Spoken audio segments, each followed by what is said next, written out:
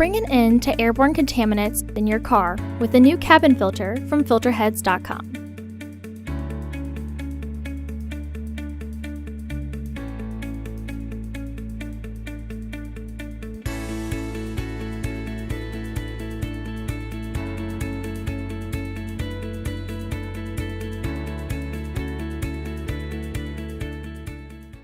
The cabin filter is located on the passenger side of the vehicle, behind the glove box.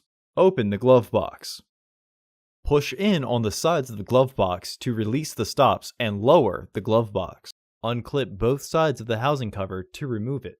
Remove the old filter from the housing and clean out any debris inside.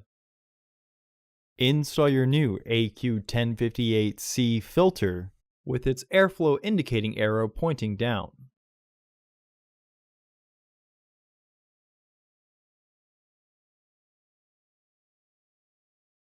Reinstall the housing cover.